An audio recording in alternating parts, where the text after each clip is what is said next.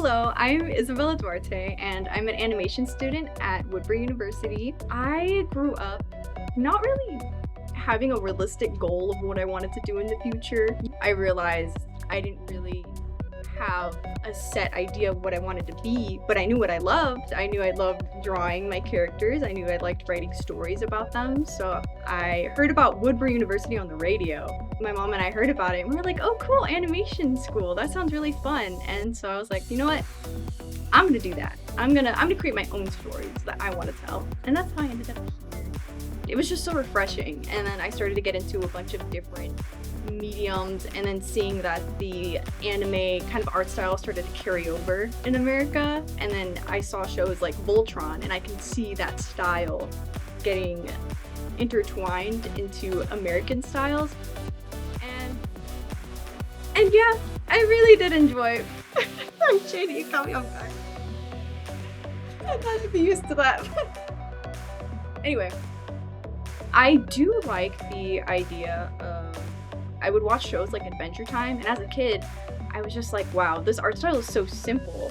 And that's how I found out about James Baxter for the first time. He's like a famous animator, and that's when I really started to get into more of the like, who are like the big animators? What have they done? What does it mean to be an animator? And it really just made me want to be like them and start getting into this career.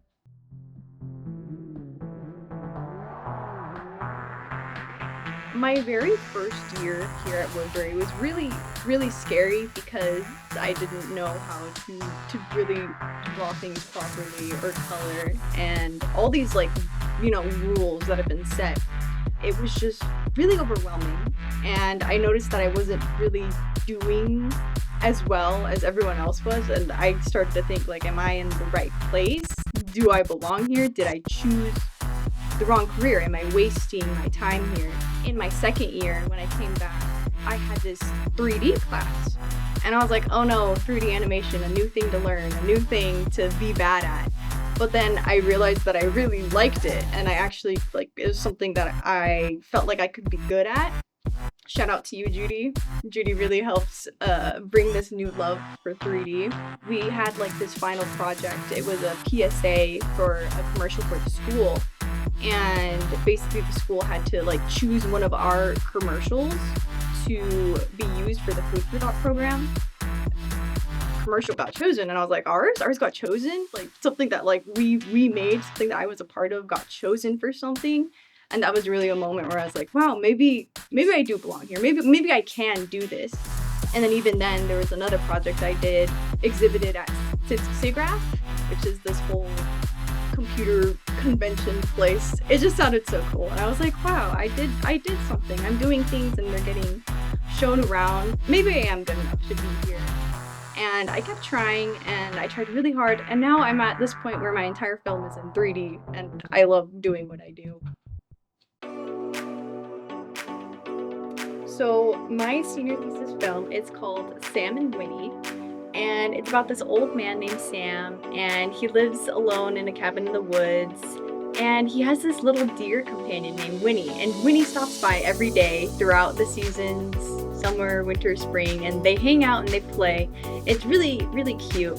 But then one day Winnie goes missing, and Sam is very worried, so he goes out to find him and realizes it's hunting season. So he wants to go out and save Winnie before it's too late. And so there was a lot of inspiration for my film. No, it's pretty, I was like, oh yes, sister, what should I make? She was like, zombie deer. That's literally how it went. So that's where it's the character design inspirations come from, of this really sickly, zombie-esque looking deer that appears later on. In this scene that we're about to see, it's a pretty important foreshadowing scene. It's at the very beginning. He opens up the newspaper. It's like a close-up shot of what it's talking about in the newspaper, but it gets interrupted by Winnie placing his head down on the newspaper. But what it's saying, keep away from fruits, a new fungus has been found, be wary, be cautious. But by the time you've read it, you're too distracted by cute little Winnie coming up and wanting attention, and that's when Sam starts to pet him and grabs an apple, which has the fungus and spotting, and feeds it to him, and was just unknowing that he'd fed him an infected little apple.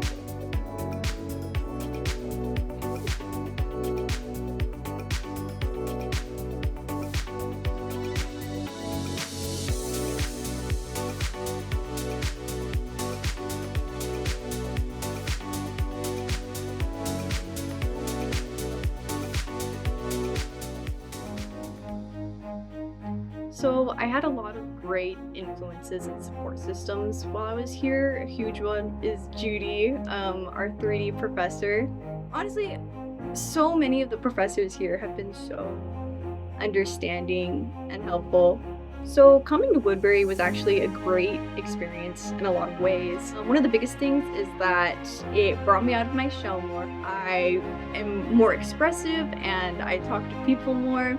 I wasn't a very productive person. I had all these ideas and things that I wanted to achieve, but I could never do them.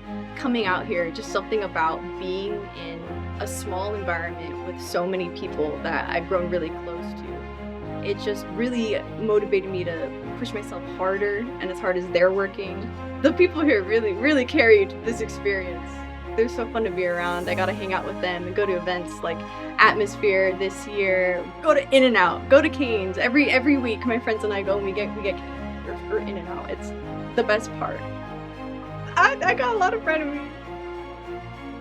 There's very unique individuals here that I've grown to tolerate and get along with despite the circumstances, despite how many Nerf guns that I get shot with on the daily. And it's just become a very routine experience to have them in my life. But I guess at the end of the day, I do appreciate their existence.